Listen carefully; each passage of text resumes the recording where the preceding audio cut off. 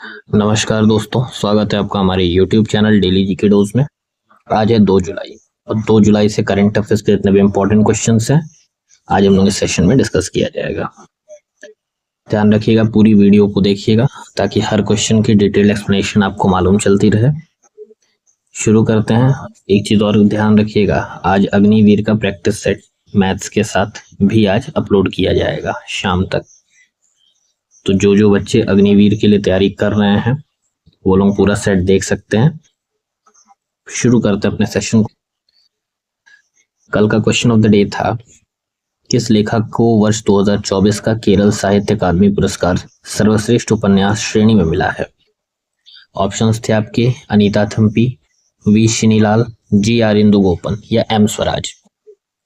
तो वर्ष 2024 का केरल साहित्य अकादमी पुरस्कार जी आर इंदु गोपन जी को मिला था और इनकी एक कृति यानी कि इनकी उपन्यास थी आनो, इसी के लिए इन्हें सर्वश्रेष्ठ उपन्यास की श्रेणी में मिला था। तो ये था कल का क्वेश्चन। आज के पहले क्वेश्चन पे चलते हैं। यूपी के एग्जाम्स के लिए मोस्ट इंपॉर्टेंट क्वेश्चंस हैं जो अभी हाल फिलहाल में होने वाले हैं। हालांकि यूपी के एग्जाम में यूपी स्पेशल घंटा नहीं देता है, लेकिन फिर भी देख लेने का है। हाल ही में राष्ट्रपति द्रौपदी मुर्मू ने किस स्थान पर महायोगी गुरु गोरखनाथ आयुष विश्वविद्यालय का उद्घाटन किया है? बहुत इंपॉर्टेंट क्वेश्चन है ये। Where did president Droupadi Murmu recently inaugurate the Mahayogi Guru Gorakhnath Ayush university? Option है आपके वाराणसी, लखनऊ, गोरखपुर या प्रयागराज। अब चूंकि बाबा गोरखनाथ के नाम से आपको पता चल गया होगा कि ये आंसर है हमारा गोरखपुर। तो गोरखपुर में हमारी राष्ट्रपति द्रौपदी मुर्मू जी महायोगी गुरु गोरखनाथ आयुष विश्वविद्यालय का उद्घाटन की है। तो ऑप्शन नंबर सी करेक्ट है इस क्वेश्चन का। 1 जुलाई 2025 को राष्ट्रपति मुर्मू ने गोरखपुर उत्तर प्रदेश में महायोगी गुरु गोरखनाथ आयुष विश्वविद्यालय का उद्घाटन किया। राष्ट्रपति ने इसे प्राचीन परंपराओं और आधुनिक चिकित्सा शिक्षा का एक प्रभावशाली केंद्र बताया और यह विश्वविद्यालय लगभग 100 आयुष कॉलेजों से संबद्ध है जो इससे उन्नत चिकित्सा सुविधाओं का लाभ उठा रहे हैं। अगला सवाल।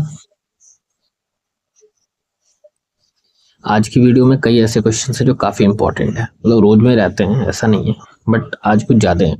केंद्रीय मंत्रिमंडल ने हाल ही में किस वर्ष की नई राष्ट्रीय खेल नीति, जो नई स्पोर्ट्स एजुकेशन पॉलिसी है, नेशनल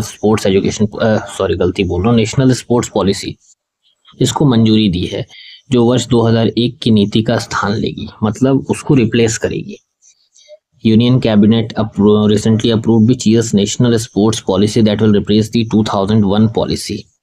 ठीक है, मंत्रिमंडल हाल ही में कौन सी जो नई, किस वर्ष की नई जो राष्ट्रीय खेल नीति आई है उसको मंजूरी दे रही है। और ये राष्ट्रीय खेल नीति जो नई है ये पुरानी वाली यानी कि 2001 वाली नीति का स्थान लेगी। तो ऑप्शन है आपके 2023, 24, 25 या 30। तो करेक्ट आंसर है आपका 2025 यानी कि ऑप्शन नंबर सी। तो 2025 की जो राष्ट्रीय खेल नीति आई है जिसको मंजूरी मिली है, ये 2001 की खेल नीति को रिप्लेस करेगी। राष्ट्रीय खेल नीति 2025 को प्रधानमंत्री मोदी जी की अध्यक्षता में मंजूरी दी गई है। यह नीति 2001 की पुरानी खेल नीति का स्थान लेगी और 2036 ओलंपिक सहित अंतर्राष्ट्रीय मंच पर भारत का खेल महाशक्ति बनाने का लक्ष्य रखती है।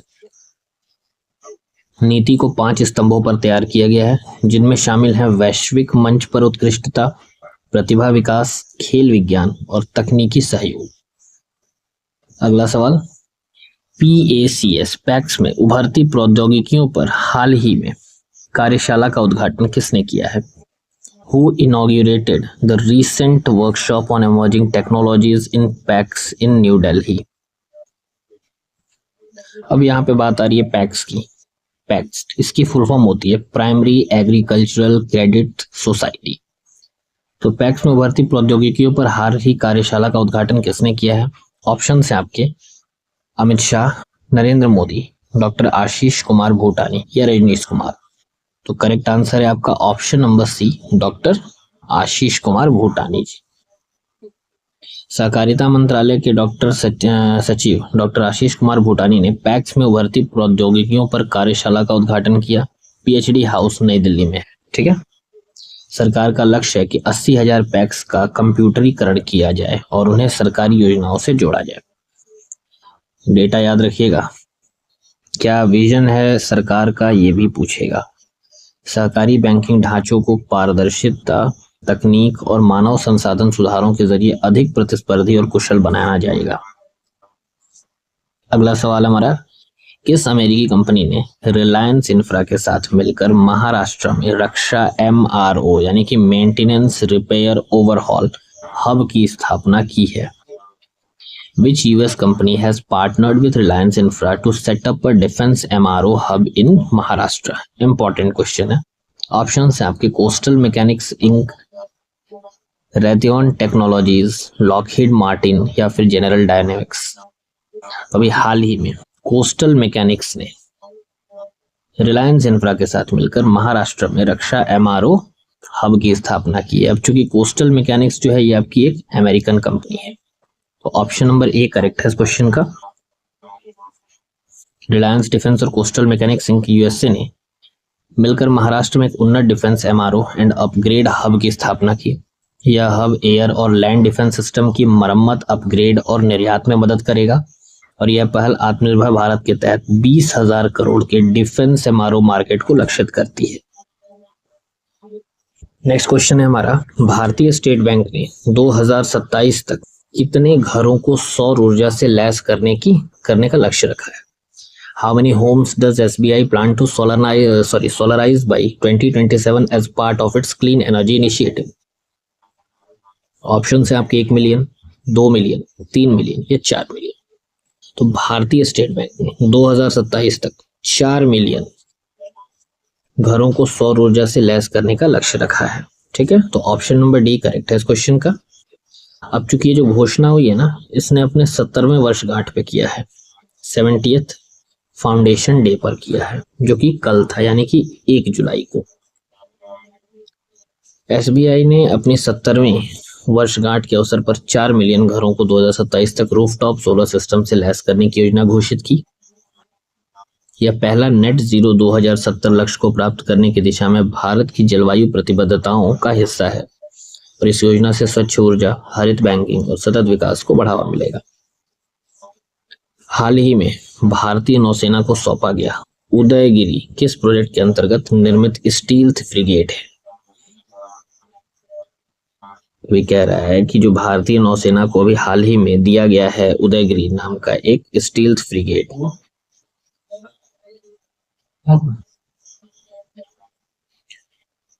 माफ करिएगा, एक बार फिर से देखते हैं कि भाई हाल ही में जो भारतीय नौसेना को सौंपा गया उदयगिरी नाम का जो स्टील्थ फ्रिगेट है, ये किस प्रोजेक्ट के अंतर्गत बनाया गया है?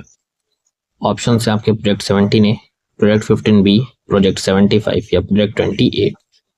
करेक्ट आंसर है आपका option number A, project 17A। INS Udaygiri Mazagon dock में निर्मित प्रोजेक्ट 17A का दूसरा स्टील्थ फ्रिगेट है, जिसे 1 जुलाई 2025 को नौसेना को सौंपा गया। यह जहाज शिवालिक क्लास के उन्नत संस्करण हैं और रडार से बचने की विशेषता रखते हैं। INS उदयगिरी ने लॉन्चिंग के 37 महीने में डिलीवरी का रिकॉर्ड बनाया, जो इंटीग्रेटेड कंस्ट्रक्शन तकनीक से संभव हुआ है। अगला सवाल, भारत का पहला लकड़ी से बना गुरुद्वारा श्री नानक निवास किस राज्य के किस जिले में स्थित है? ध्यान रखिएगा, भारत का पहला लकड़ी से बना हुआ गुरुद्वारा है, इसलिए बड़ा इंपॉर्टेंट बनेगा ये। ठीक है ना।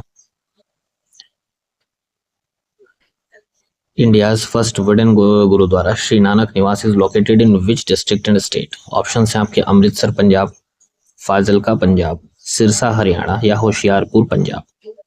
तो भारत का पहला लकड़ी से बना गुरुद्वारा श्री नानक निवास, जिसका नाम है, ये फाजिलका जिले में है, जो पंजाब राज्य में पड़ता है, यानी कि ऑप्शन नंबर बी करेक्ट है इस क्वेश्चन का।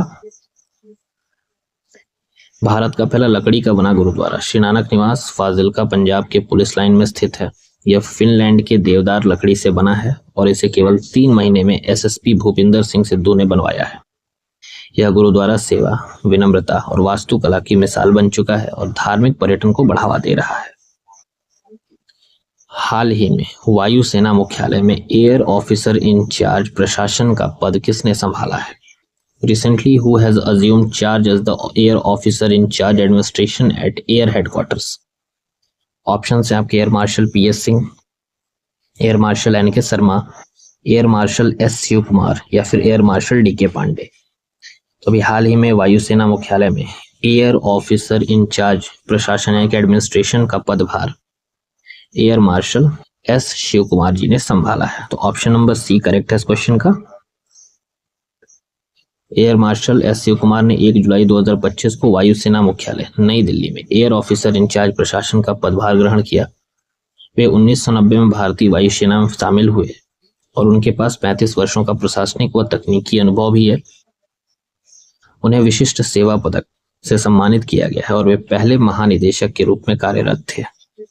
ध्यान रखिएगा, ये पहले महानिदेशक के रूप में कार्यरत एडमिनिस्ट्रेशन में। अगला सवाल है, रेल यात्रियों के लिए लॉन्च किए गए नए रेल वन ऐप का उद्देश्य क्या है? What is the main objective of the newly launched rail one app for railway passengers?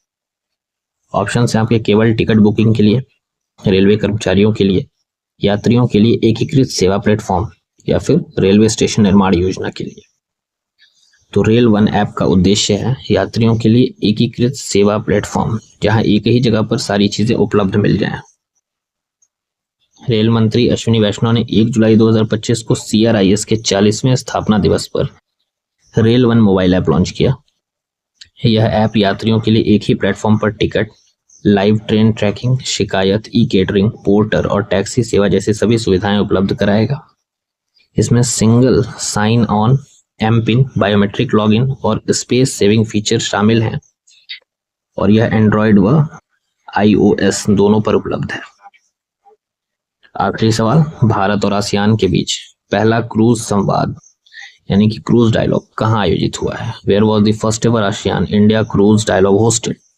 Option है आपके मुंबई, विशाखापट्टनम, कोच्चि या चेन्नई। करेक्ट आंसर है आपका ऑप्शन नंबर D, चेन्नई।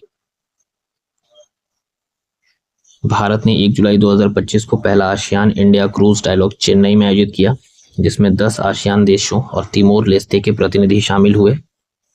यह कार्यक्रम समुद्री सहयोग, क्रूज पर्यटन और इंडो पैसिफिक क्षेत्रीय एकीकरण को बढ़ावा देने के लिए आयोजित किया गया। यह आयोजन सागरमाला योजना और एक्ट ईस्ट पॉलिसी के तहत भारत की समुद्री कूटनीति को मजबूत देने का प्रतीक है। तो ये थे आज के टॉप 10 करंट अफेयर्स। उम्मीद करता हूँ सेशन आपको अच्छा लगा होगा और जरा भी इंपॉर्टेंट लगता है तो लाइक, शेयर, कमेंट जरूर करिएगा और चैनल को सब्सक्राइब जरूर करिएगा। आप ही लोगों से हम लोगों की पहचान है, बाकी आप लोग समझदार हैं। आज का क्वेश्चन ऑफ द डे है, अटल भूजल योजना की 8वीं राष्ट्रीय स्तर की संचालन समिति यानी कि NLSC national level steering committee की अध्यक्षता किसने की है? ऑप्शन है आपके वंदना सिंह, उदय प्रताप सिंह, देवश्री मुखर्जी या Rajiv Ranjan Mishra. Answer comment box में करिएगा तो जरूर से जरूर करिएगा, गलत हो या सही हो। तब तक के लिए धन्यवाद।